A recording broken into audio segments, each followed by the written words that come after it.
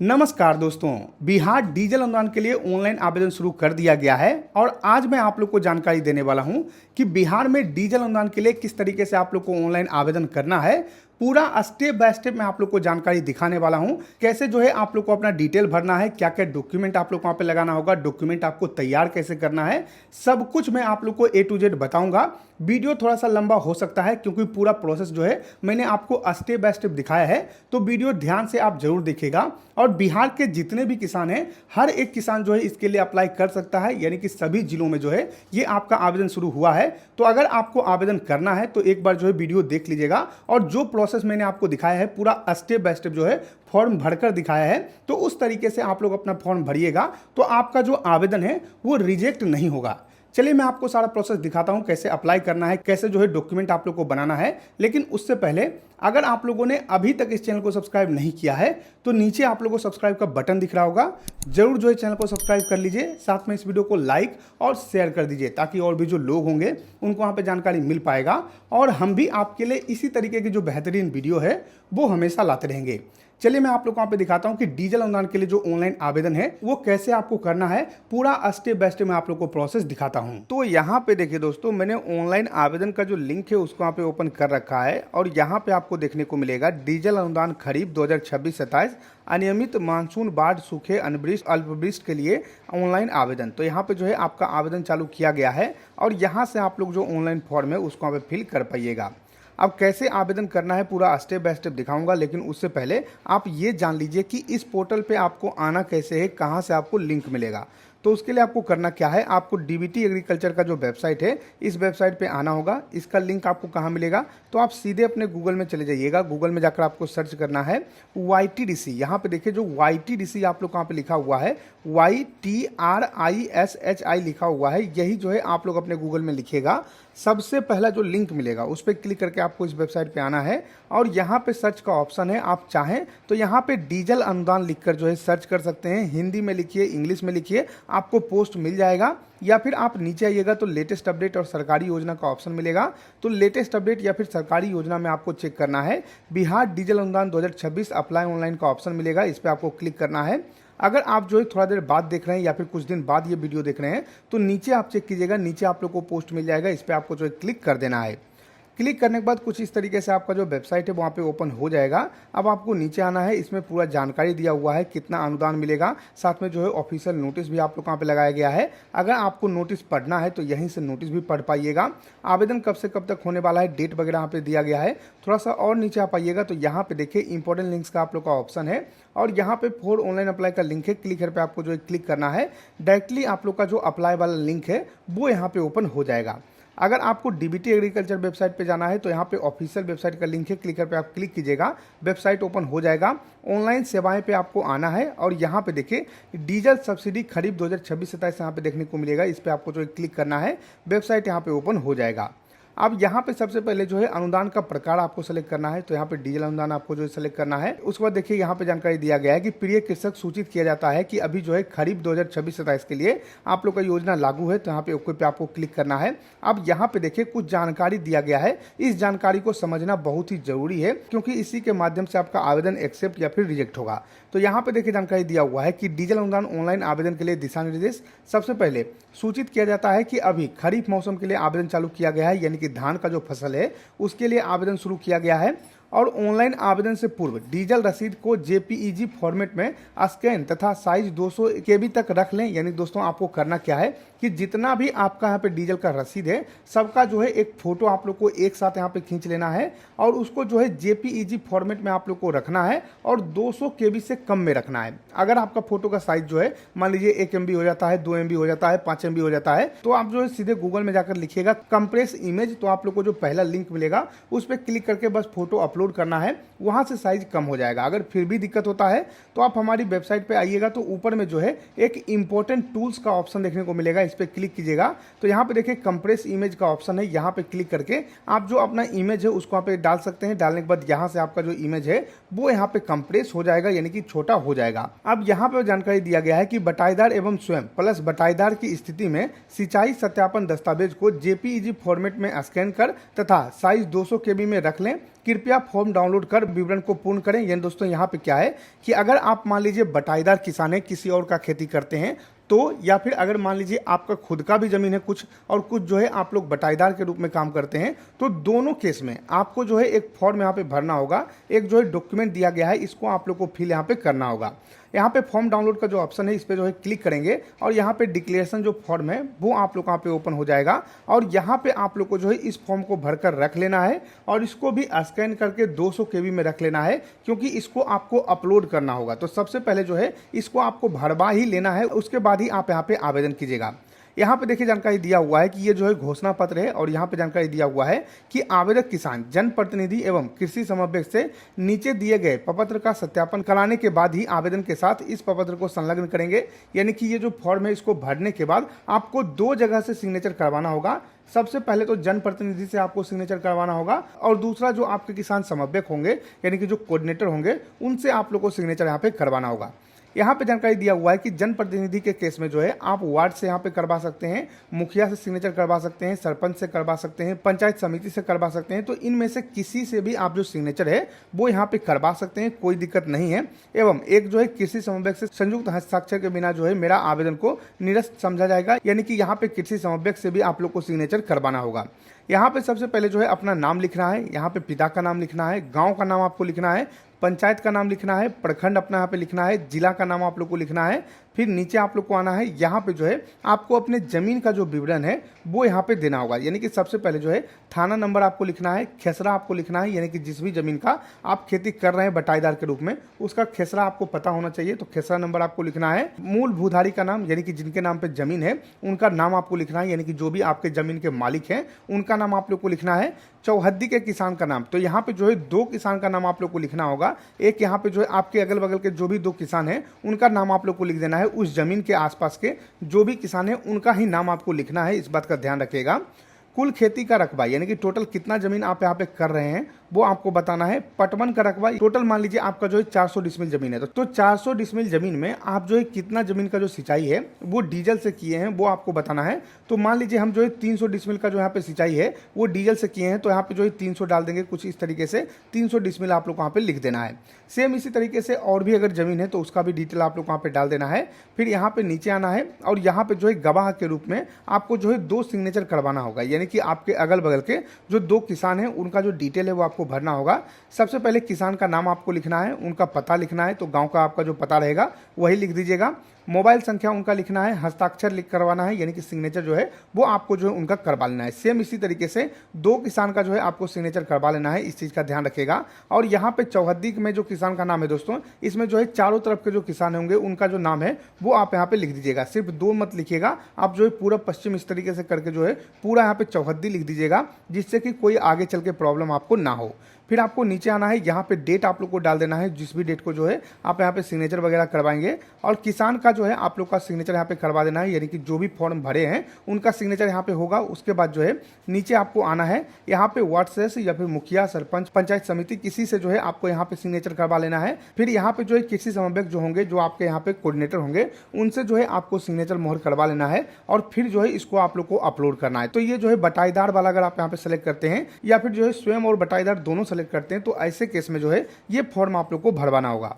अब दोस्तों फॉर्म भरने के बाद आपको क्लोज पे जो है क्लिक करना है, फिर से वापस यहाँ पे आना है और यहाँ पे सारा जानकारी दिया हुआ है। अगर आपको पढ़ना है तो एक बार जो इसको पढ़ लीजिएगा, सारा कुछ यहाँ पे बताया गया है। अब यहाँ पे जो है पंजीकरण का जो ऑप्शन है, इसमें रजिस्ट्रेशन आईडी आएगा, इसको कुछ नहीं करना है। यहाँ पे जो है पंजीकरण संख्या आप लोग को डालना है, यानी कि किसान रजिस्ट्रेशन नंबर जो है वो आप लोग को डालना है। तो मैं यहाँ पे किसान रजिस्ट्रेशन नंबर डालता हूँ, उसके बाद आगे आपको दिखाता हूँ। अब दोस्तों अगर आपको किसान पंजीकरण संख्या पता नहीं है तो ऐसे में आपको डीबीटी एग्रीकल्चर वेबसाइट पे आना है और आवेदन की स्थिति एवं प्रिंट का जो ऑप्शन है यहाँ पे आना है। किसान पंजीकरण जाने का ऑप्शन है, इस पे आपको जो है क्लिक करना है और यहाँ पे आप चाहें तो अपना रजिस्ट्रेशन आईडी, तो रजिस्ट्रेशन आईडी तो आपको पता ही नहीं है, तो आधार नंबर या फिर मोबाइल नंबर से जो है आप लोग यहाँ पे चेक कर पाइएगा। इसको सेलेक्ट करना है, यहाँ पे अपना जो है मोबाइल नंबर डालना है। यहाँ पे ये जो कैप्चा है, ये कैप्चा डालकर लॉगिन पे आप क्लिक कीजिएगा तो आपके मोबाइल नंबर पे जो है एक ओटीपी आएगा। ओटीपी डालकर जो है आपको सबमिट करना है और कुछ इस तरीके से आपका जो वेबसाइट है वहाँ पे ओपन हो जाएगा।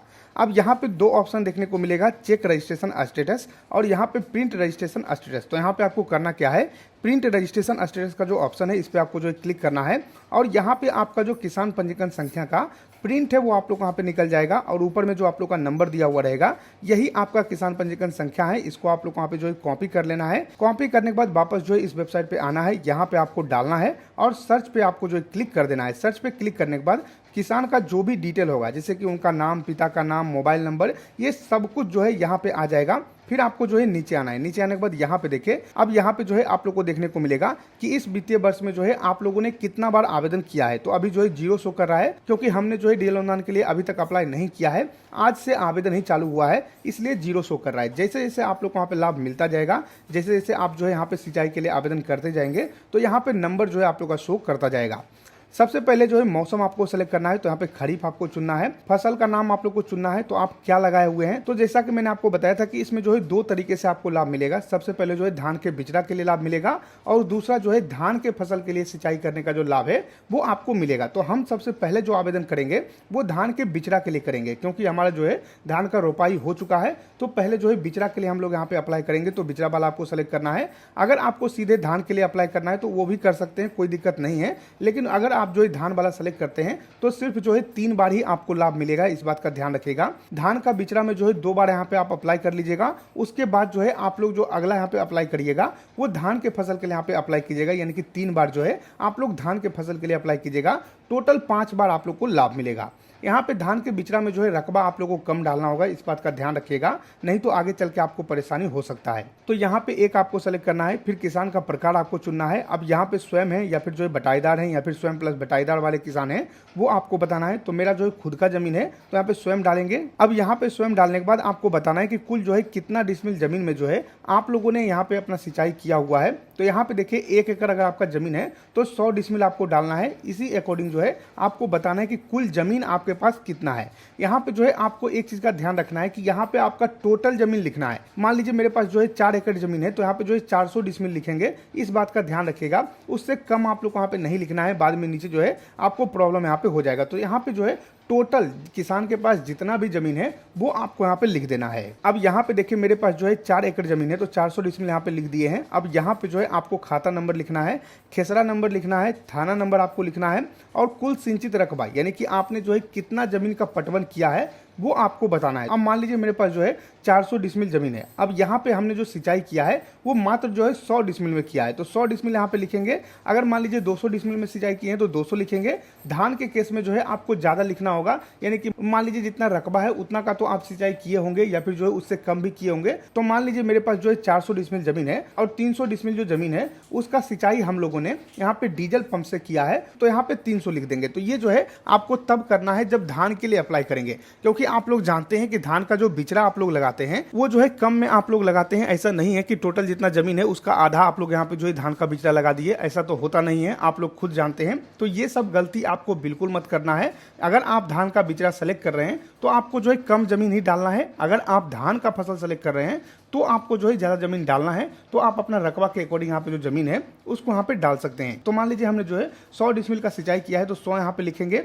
फिर अगल बगल के जो 2 किसान हैं उनका नाम लिखेंगे और सेम इसी तरीके से मान लीजिए आपके पास और भी बहुत सारा जगह जमीन होगा और भी आपके पास प्लॉट होगा, तो आपको एड न्यू रो पे जो है क्लिक करते जाना है और जितना भी जमीन आपके पास है सबका डिटेल आप लोग वहाँ पे डाल देना है, जितना भी आप लोगों ने यहाँ पे सिंचाई किया है। एग्जाम्पल के लिए मैं आप लोग को बताता हूं कि यहाँ पे जो है हम धान के फसल के लिए अप्लाई कर रहे हैं। तो आपको करना क्या है, मेरा जो धान का फसल हमने लगाया हुआ है 400 डिसमिल में, तो यहाँ पे 300 डिसमिल जो सिंचाई है वो मैंने डीजल पंप से किया है। तो अब 300 डिसमिल जो हम सिंचाई किए हुए हैं वो जो है अलग अलग जमीन का किए हुए हैं, उसका खाता खेसरा जो है वो अलग है। तो अब आपको करना क्या है, मान लीजिए जो पहला मेरा खाता खेसरा है इसमें जो है सिर्फ 50 डिसमिल जमीन है, तो 50 यहाँ पे लिख देंगे। अब यहाँ पे देखिए एड न्यू रो पे जो है क्लिक किए हैं तो अब जो है फिर से एक नया कॉलम यहाँ पे ओपन हो चुका है। अब यहाँ पे जो अगला मेरा यहाँ पे जमीन का डिटेल डालेंगे उसमें जो है हमने 200 डिसमिल जो है जमीन मेरे पास था उस खाता खेसरा में, तो हम यहाँ पे 200 डिसमिल लिख देंगे। इस तरीके से करके आपको पूरा जो डिसमिल है उसको पूरा करना है। ध्यान से आप समझ लीजिएगा और इसी तरीके से आप लोग वहाँ पे फिल करना है।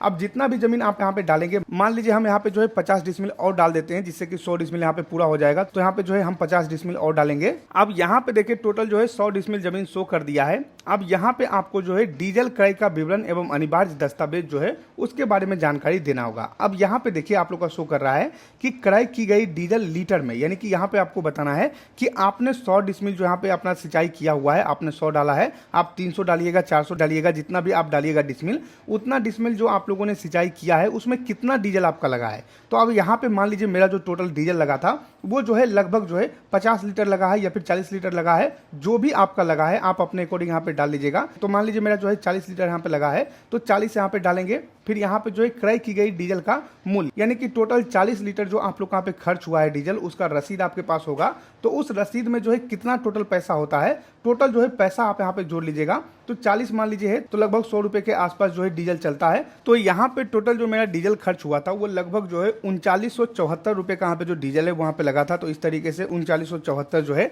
हम यहाँ पे डाल देंगे। अब यहाँ पे जो है रसीद संख्या डालना है। तो आप लोग का जो रिसिप्ट यहाँ पे मिला है उसमें जो है ऊपर नंबर दिया हुआ रहता है कि आपका रिसिप्ट नंबर क्या है, तो वो जो है रिसिप्ट नंबर आप लोग वहाँ पे डालना है और डेट आप लोग को सेलेक्ट करना है। अब यहाँ पे देखिए 17/8/2026 से लेकर जो है 30/10/2026 तक का जो है आपका रसीद यहाँ पे चलेगा, इस बात का ध्यान रखिएगा। तो आज के बाद जो भी आप डीजल खरीदिएगा उसका ही रसीद यहाँ पे वैलिड रहेगा, ये आपको ध्यान में रखना है। अब मान लीजिए 4-5 रसीद आपके पास है, तो आपको करना क्या है, सबसे पहले जो है रसीद नंबर कुछ इस तरीके से लिखेंगे, फिर कॉमा आपको लगाना है, फिर आप लोग को रसीद नंबर यहाँ पे लिखना है, फिर कॉमा आप लोग को लगाना है, फिर इस तरीके से रसीद नंबर लिखना है, कॉमा लगाना है। तो इस तरीके से करके जो है रसीद नंबर आपको लिखना है। डेट आपको क्या डालना है, तो यहाँ पे देखिए डायरेक्टली कैलेंडर ओपन हो जाता है। तो यहाँ पे जो डेट है वो हम यहाँ पे लिखते हैं। तो मान लीजिए 17/8 को जो है हमने यहाँ पे जो है अपना डीजल खरीदा हुआ है, तो कुछ इस तरीके से हम जो यहाँ पे 17/8/2026 जो है यहाँ पे लिख देंगे। और सेम इसी तरीके से मान लीजिए और भी हमने यहाँ पे खरीदा हुआ है, सबका डेट भी अलग अलग हो सकता है, तो बस कॉमा आपको लगाते जाना है और इस तरीके से आप लोग को वहाँ पे लिखते जाना है। 18/8 को जो है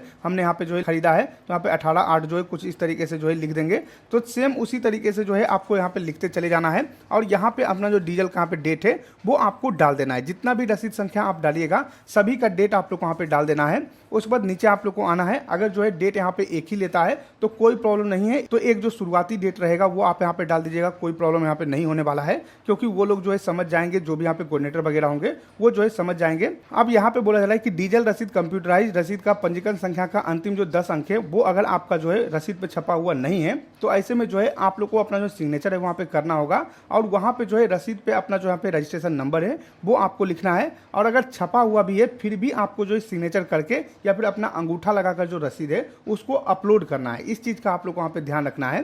तो यहाँ पे जो है पेट्रोल पंप का नाम लिखना है, प्रखंड आपको जो है लिखना है, जो भी पेट्रोल पंप का प्रखंड पड़ता है वो आपको लिखना है और यहाँ पे टिक करना है। टिक करने के बाद जनरेट ओटीपी पे आपको जो है क्लिक करना है और क्लिक करके आपका जो है ओटीपी यहाँ पे आएगा, ओटीपी डालकर आपको सबमिट करना है। फिर आपको जो है अपने यहाँ पे डॉक्यूमेंट अपलोड करने का ऑप्शन आ जाएगा और यहाँ पे 2 डॉक्यूमेंट आप लोग को अपलोड करने के लिए बोला जाएगा।